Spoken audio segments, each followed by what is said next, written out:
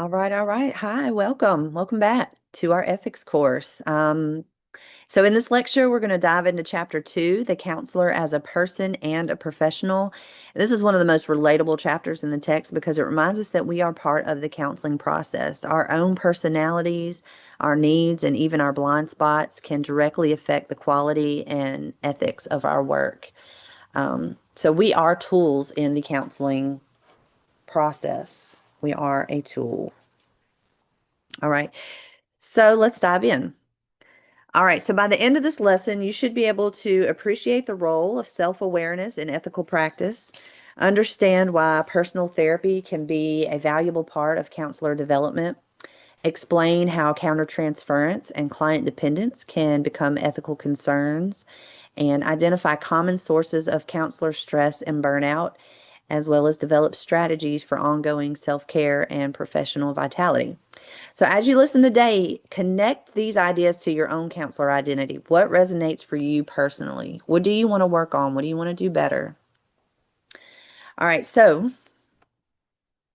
the counselor as a person and a professional. So counselors must be aware of their own personalities and needs. You've got to know yourself. You've got to know your stuff. What stuff we all carry around stuff. We all have our little T traumas. Some of us have big T traumas.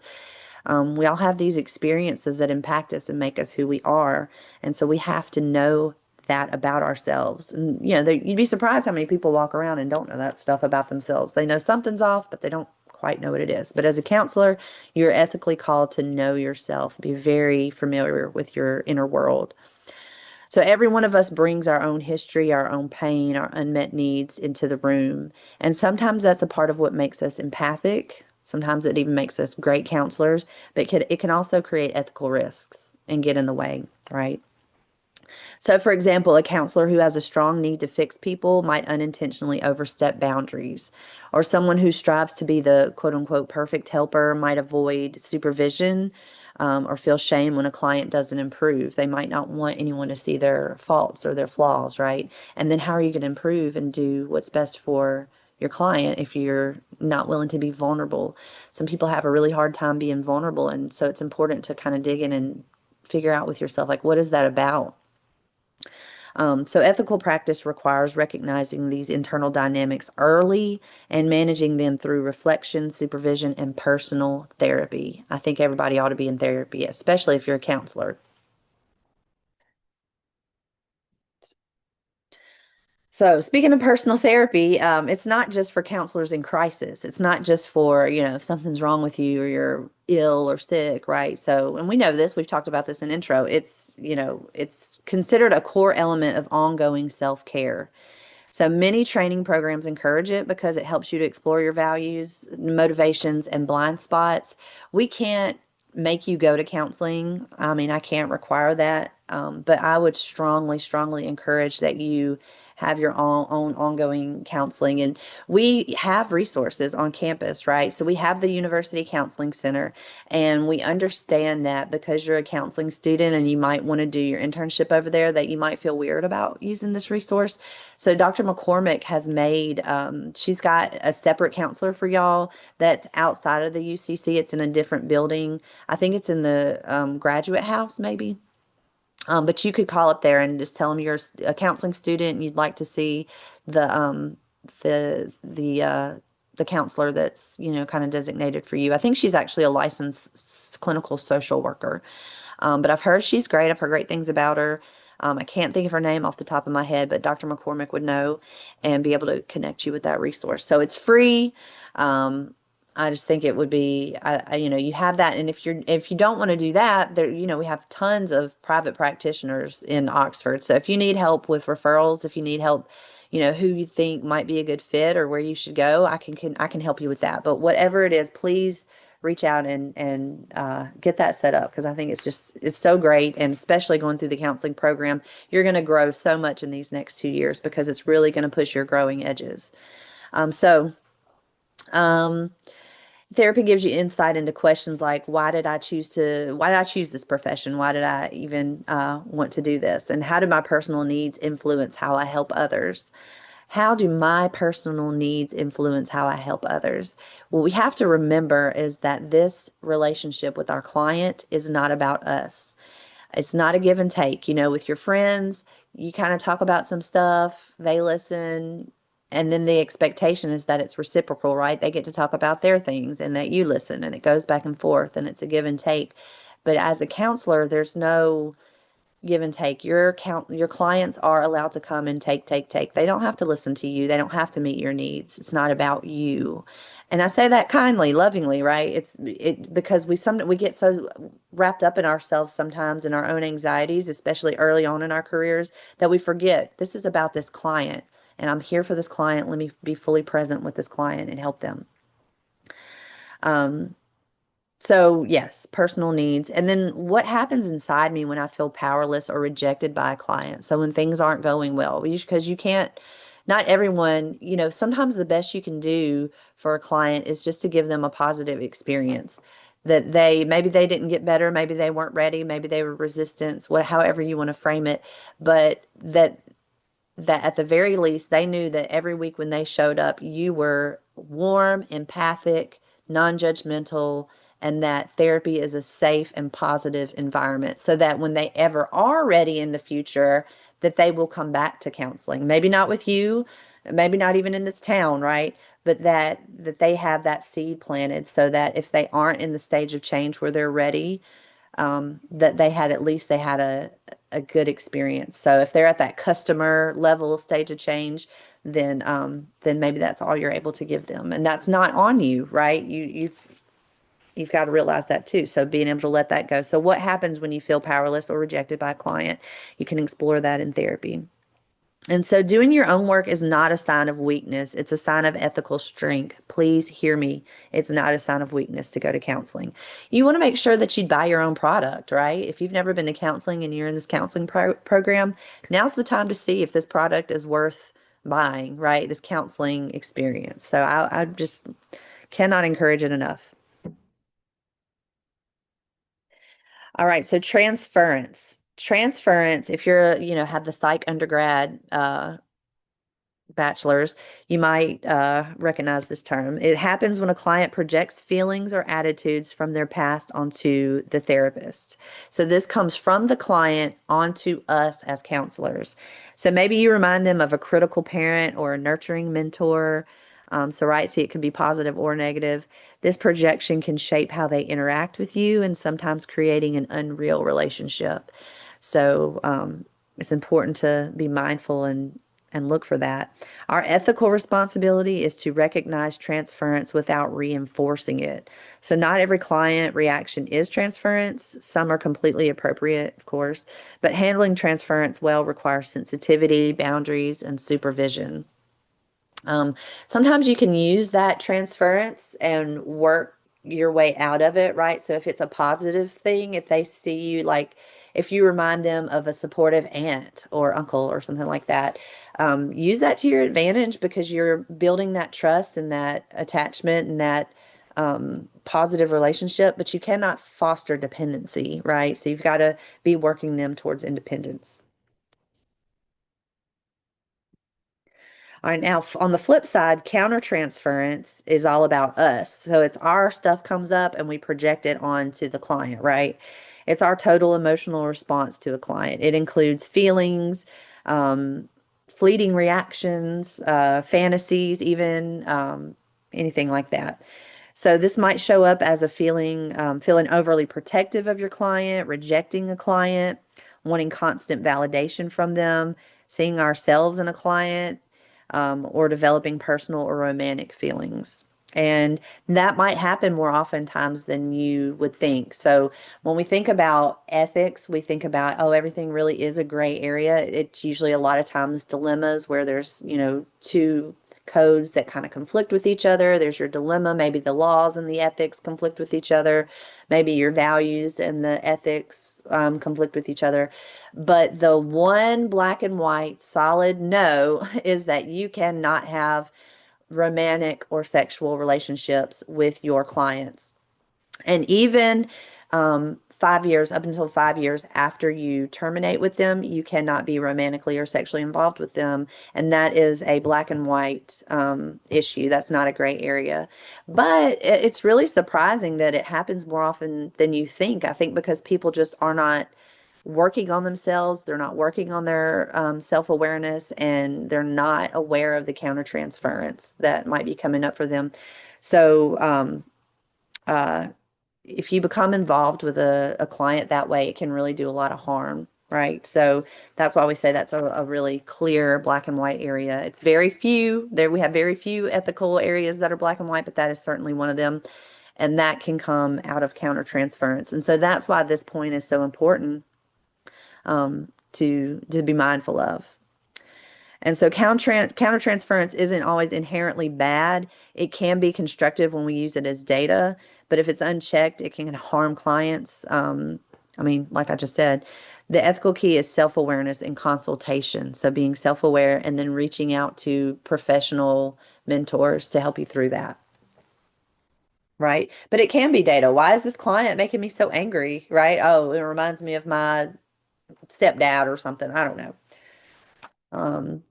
So just being mindful of that kind of thing. All right.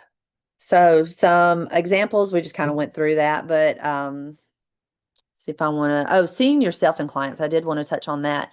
So what I wasn't prepared for, and I was told this in grad school, and then I was like, oh, dang, they were right, was that sometimes clients will walk through the door and it'll be a mirror image of you, right? They'll tell you stuff and you're like, oh, I've been through that. Oh gosh, I know what that's like. And you're just like, oh man, I really know what this client's going through. And it can be a good thing, right? Because you can relate to the client, validate. It might be easier to have empathy and unconditional positive regard. If you like yourself, hopefully. But but it can get in the way too because you're not your client. So even if you've had very similar experiences, you have different backgrounds, you have different, you're different people. So you have to, sometimes that can um, cloud your judgment. So you don't want to get too reliant on, oh yeah, I got this. I know what this client's going through. You've got to keep it in perspective. Am I over identifying with this client, right? So yeah, it is really funny when a client walks through the door and you're like, oh, there it is. There's me. So just keeping that in check and being really mindful about that kind of thing. Um, Giving advice compulsively. Yeah, feeling like you want to help, right? Remember, we don't give advice because we don't know better than the client. The client's the expert on their life. And being willing to check in with yourself, like, why do I feel the need to give this client advice, right? So, okay. We can move on to client dependence. So a temporary dependence is often part of therapy, especially in the beginning, but problems arise when we unintentionally encourage it. So we're always trying to work our way out of a job with a client, right? Because the goal is to get them feeling better, to get them better so that they're not dependent on this relationship with you, because you're not their friend, you're not their mom, you're not their significant other. So empowering them to be independent. So this can happen when we delay termination. So what this might look like is doing too much for clients, like I said, delaying termination or feeling responsible for their outcomes. You don't ever want to work harder than your client. Of course, we're working hard, but our clients have to be doing the work too. This is their life, okay? So we're not responsible for their outcomes. We can give them the tools, we can help them, we can walk with them along the path, but we can't do it for them. So promoting autonomy is an ethical duty. Remember, I talked about that in the last lecture. The client the client, we want to empower clients to make their own decisions, autonomy. Our goal is to help them build their own coping tools, not keep them dependent on us. So common sources of stress in counseling, this is a very meaningful career, very meaningful, but very demanding, as you might imagine. So some common sources of stress include trauma exposure. You're going to hear some really, really heavy stories. And then you're going to have to turn around and see the next client 10 minutes after that last client that just told you some devastating, event in their life. And so that can really take a toll on you. That we call that vicarious trauma when you start to experience PTSD through listening to these stories. That's called vicarious trauma, and you definitely need to be in therapy if you're starting to experience that. Large caseloads. I know I've told y'all about my large caseloads at Pine Belt. That can wear you down for sure. Very stressful to keep up with everyone. Agency pressure. So if you work at an agency, and look, and I don't want to down agency work. I mean, it's extremely important work. It's very rewarding. You really will earn your stripes working at an agency. And it's got a lot of perks too. Loan forgiveness, free supervision. You're going to get your hours like gangbusters, right? You're gonna get that licensure before you know it. So there's lots and lots of good reasons to work at an agency, but it can be very stressful. Agency pressure for billables is a big one that I experience that I know a lot of other people talk about too. So billables are just um, um, client contact hours, and they want, so like when I did it, it was 30 hours a week, had to be client contact billable hours. And at least 25 of them had to be Medicaid hours. So not all of my clients had Medicaid. Most of them did, but not all of them did. Some of them had TRICARE, some of them were uninsured, some of them were on a sliding scale, and some of them we saw for free. So you only had 5 hours to kind of work with those clients, and then the rest you had to make sure were Medicaid. And sometimes that can feel unfair, and all of that, as you can imagine, can cause a lot of stress. So, but you have to meet your billable quotas to keep your job, to get your raises, to get good yearly reviews. So that's doing a good job at the agency. So it can be stressful.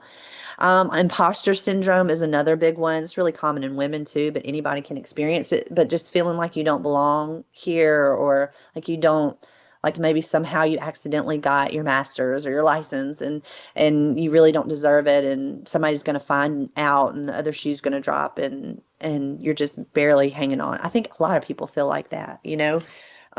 And it's important to work on your self-esteem and your worthiness, and all that kind of stuff is done in therapy. That's why I think it's so important for everyone, especially counselors, to be in it. And then also feelings of perfectionism can get in the way. I think our culture really encourages perfectionism, right?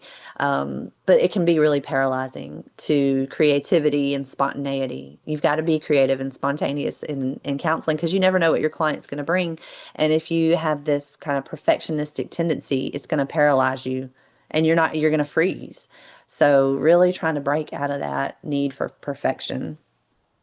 So if unmanaged, these stressors can lead to burnout or impairment, and it compromises ethics. And so we're going to talk about that on the next slide. Burnout and impairment. So burnout is a physical, emotional, intellectual, and spiritual depletion. So feelings of helplessness or hopelessness. You start to feel like, I don't even know if I can help these people, or do this, or there's no hope for these, for this client or whatever. Then if you start to have thoughts like that, you're like, oh, I might be approaching burnout, and I need to do some self-care. I need to really be more intentional about taking care of myself. And then impairment is when burnout gets so bad, it goes further. It prevents you from delivering effective services. So at that point, functioning falls below ethical standards. So if you're not able to show up for clients, if you're not able to stay focused and pay attention to clients, or if you're getting behind on paperwork and can't find the motivation to keep up, and then your services are being compromised, and then it's an ethical impairment to take some time off, which can be hard because it's your paycheck, it's your livelihood. So really, you have to be proactive with self-care and get ahead of it, because self-care isn't about chocolate cake and bubble baths and Netflix binges, and that can be part of it. But you want to be proactive, and I'll talk about, is that my next slide? Well, I'm going to get there to talk about self-care, but you don't want to be reactive, right? Coping is, if you're doing a Netflix binge, or you're eating something really decadent to kind of dissociate from stress, then you've already kind of gone too long, right? You've got to be proactive, not reactive. So we don't want to get to a point of impairment where you're not able to work. So managing vitality on the same note, right? And if you do become impaired and you start to feel burned out, please know that it doesn't make you a bad counselor or a bad person. You're just a human being. So you just got to monitor your wellness and seek help early. That's my point here. All right, so managing vitality as a counselor. Sustaining vitality is not a luxury. A lot of times we think about self-care as such a luxury. Oh, it must be nice. I wish I had time to go to yoga or whatever. It's not a luxury for counselors. It's a ethical obligation. So when you're depleted, you cannot be fully present for clients. Vitality allows empathy, patience, creativity, and ongoing self-care is a part of ethical duty. It's not just a wellness trend, right? Um, so let's talk about self-care and TLC. So TLC, therapeutic lifestyle changes. Um, they support wellness through exercise, nutrition, a balanced diet. So that's what I mean is like self-care and this therapeutic lifestyle changes. It's not about reacting to stress. It's about preventing it. So if you're eating right, you're exercising, you're getting some sunlight, you're spending some time in nature, you're practicing mindfulness, you're spending time with loved ones. Social support is the biggest buffer for stress and mental health issues. If you have at least one positive relationship in your life, that can make all the difference. So lean into those friendships. Don't isolate yourself. Lean into, friendships with your cohort. Lean into your relationships with your family. If you have a significant other, make sure that that's healthy and that's a good thing for you. Um, what else? Relaxation and stress management, spiritual or religious involvement can be huge. Service to others, helping others. Self-care is about consistent positive habits that keep you grounded and resilient. Okay, so proactive, not reactive. We're not dissociating from stress. We are being proactive and taking care of ourselves so that we aren't being overwhelmed by stress. Okay, and you have to be diligent about it. Sometimes it's exhausting, the self-care business, right? But it's important. Ethical mandate. All right, so your self-care directly benefits your clients. You got to keep that in mind. So when you are doing self-care and you start to feel guilty, because that's kind of part of it, right? Is we feel guilty when we do something for ourselves. You got to keep in mind this is going to benefit my clients. Self-compassion will enhance well-being and improve relationships. Be kind to yourself. Do not beat up on yourself. Self-compassion. Research shows that counselors who practice self-compassion experience less burnout and greater therapeutic presence. So it's going to make you better. So how will you protect your vitality? I want you to ask yourself this, not just this semester, not just in this program, but throughout your entire career. I would encourage you all to make a self-care plan. What are the things, what are the little chores? I mean, because they are essentially like chores. I mean, paying your bills on time, making sure, that's just when you think of if I were to parent myself, that's probably a self-care activity, right? So what are you going to do? Okay. Well, that's it for chapter 2. Remember, ethical practice starts with knowing yourself. Take care of your personal and professional selves equally, and you'll serve your clients well. All right, so I'll see you next time for chapter 3. Thanks.